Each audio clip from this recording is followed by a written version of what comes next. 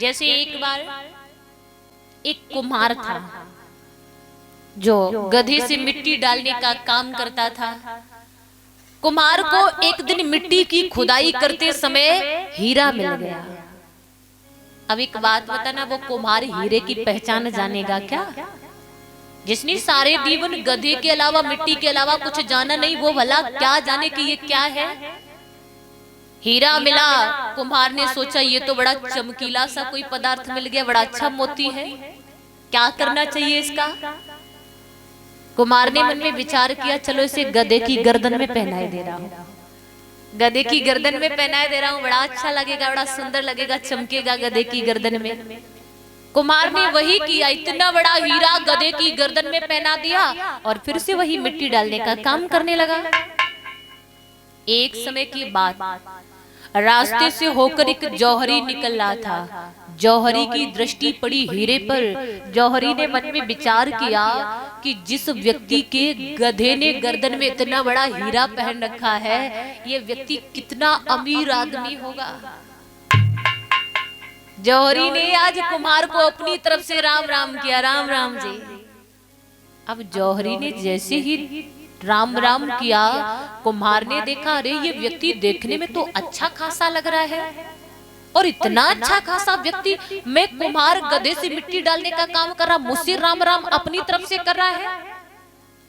कुम्हार ने बड़े प्रेम से राम राम ली, राम राम जी, राम राम। अब वो पूछने लगा, जौहरी भैया एक बात बता, जो तेरे गधे ने गर्दन में पहन रखा है, ये तूने कितने का खरीदा है?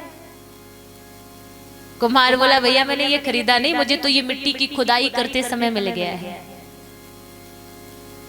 जौहरी बोला, तू इसे बेचना चाहेगा?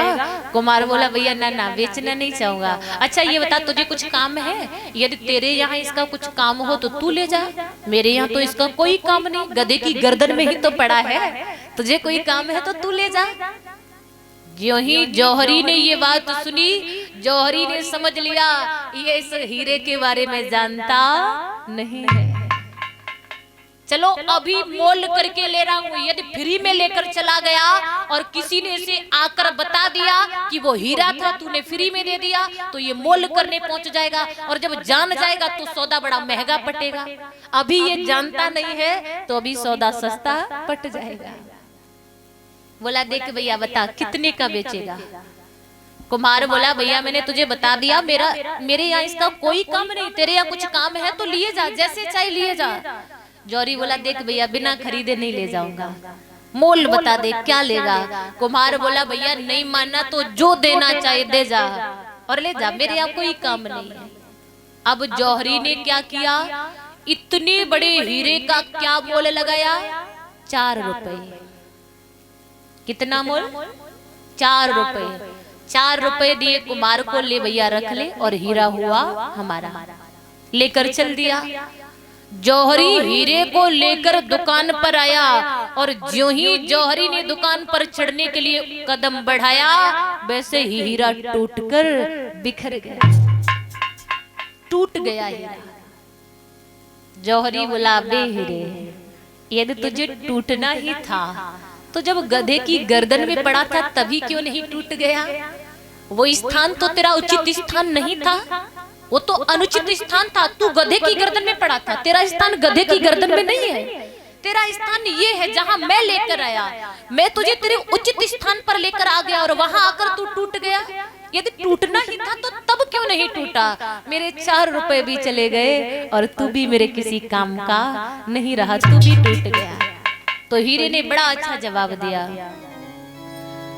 पड़े रहे गध कंठ में भाई न कबहू पीर, कदर न जानी जौहरी ताते फटियो शरीर। अरे मैं गधे की गर्दन में पड़ा रहा, मुझे कभी दर्द नहीं हुआ, क्योंकि वो था कुम्हार, वो तो मेरे बारे में जानता ही नहीं था। वो तो मेरी कीमत ही नहीं जानता था, और जो मेरे बारे में जानता ही नहीं है वो मुझे कहाँ रखता है, ये बात तो कोई मायने नहीं रखती, क्योंकि वो तो कुम्हार था, वो तो मेरी पहचान ही नहीं जानता था। अब उसने गधे की गर्दन में रखा, कहाँ रखा, ये बात तो मायने नहीं रखती।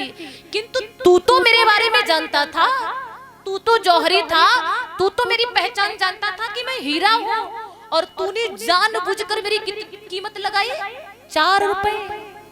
जानबूझकर तू अनजान बना, तूने मेरी कदर न जानी, इसीलिए मैं टूट गया, इसीलिए मैं बिखर गया। तो जानबूझकर के अनजान ना बनो, कभी कह रहा जानबूझ जो दे डाई, ऐसा डूबे था न पाई। जानबूझकर अनजान न बनो। संतों ने सारा वेद खोल कर रख दिया, परमात्मा कैसे मिलेगा फिर भी समझ में नहीं आता। यदि किसी से कहा जाए भैया भगवान का भजन कर लो, कहते हाँ अभी से भजन कर ले, पहले बच्चों को डॉक्टर इंजीनियर बनाना है, भजन करने से क्या मिल जाएगा, बच्चे बुढ़ापे की लकड़ी बनेंगे, बुढ़ापे का सहारा बनेंगे, बुढ़ापे की लाठी बनेंगे। पढ़ाया लिखाया, बेटा इंजीनियर बन गया, बहुत बड़ा डॉक्टर बन गया, और डॉक्टर इंजीनियर बनकर बेटा चला गया विदेश। अब चली गई तेरे बुढ़ापे की लड़की, जो लकड़ी थी वो चली गई विदेश, अब उसे ढूंढ ले जाकर कहाँ मिलेगी। आजकल तो बेटे देखा हो आपने, न्यूज़पेपरों में पढ़ा हो, अंतिम संस्कार करने भी नहीं आते, अस्थियां मंगा लेते हैं वहीं, हाँ वहीं से कर दी विसर्जित। बेटे बुढ़ापे की लकड़ी बनेंगे, इसलिए बेटे बेटियों को पढ़ाने में लगे, और बुढ़ापे की लड़की वो चली गई है विदेश, लकड़ी कहाँ ढूंढोगे उसे। इसलिए ग्रस्त जीवन के पालन के साथ साथ नित्य ही थोड़ा थोड़ा समय निकालकर प्रभु का ध्यान भी करते रहिए। जीवन का लक्ष्य अवश्य होना चाहिए, बिना लक्ष्य के जीवन किस काम का। जैसे एक बार एक हवाई जहाज में कुछ यात्री यात्रा कर रहे हैं, अब हवाई जहाज में एक शुभ सूचना आई। क्या सूचना, हमारा जहाज जो है इस समय बड़ी तेज रफ्तार से चल रहा है। कैसे चल रहा जहाज, तेज रफ्तार से। अब यात्रियों ने सुना तेज रफ्तार से जहाज चला, बड़े प्रसन्न हो गए। जब जहाज तेज रफ्तार से चल रहा है तो बहुत जल्द सब पहुंच जाएंगे। तुरंत एक और सूचना आई, क्या, जहाज चल तो रहा है बड़ी तेजी से, किंतु इसका दिशा सूचक यंत्र जो है वो खराब हो चुका है। जहाज चलना बड़ी तेजी से, किंतु दिशा सूचक यंत्र खराब हो चुका, ये मालूम नहीं कि किस दिशा में जा रहा, कहाँ जा रहा। अब एक बात बताना, उस तेज चलने का कोई फायदा है क्या? जिसका लक्ष्य ही नहीं उसके तेज चलने का कौन सा फायदा? तो जीवन में लक्ष्य अवश्य होना चाहिए। यहाँ धन कमाना पाप नहीं है, धन कमाकर गृहस्थियों का पालन करना पाप नहीं है, किंतु ऐसे सभी कार्य करते समय भगवान को भूल जाना ही पाप है। भगवान को ध्यान में रखकर जीवन बिताइए। लिखा आया है सो जाएगा, राजा रंग फकीरे, कोई विमान न चढ़ चलो, कोई बंधो जात जंजीर।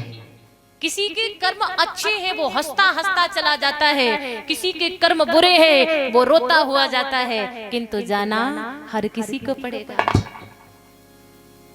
अब जब दुनिया में आए तब भी रोते रोते आए। कभी कह रहा जब तू आया जगत में तो वह हंसा तू रोए। तेरा जन्म हुआ, तू पीड़ाओं के कारण दुखी हो रहा था, रो रहा था, लेकिन संबंधी मंगलाचरण मना रहे थे, बधाइयां बज रही थी, सब हंस रहे थे, घर में बालक का जन्म हुआ।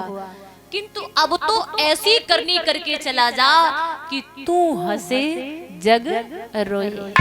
तू हंसता हंसता चला जाइए, जग रोता हुआ रह जाए। क्योंकि यहाँ आया भी रोते रोते और यहाँ से जाना भी पड़े रोते रोते, फिर ये मानव देही मिलने का कौन सा फायदा हुआ?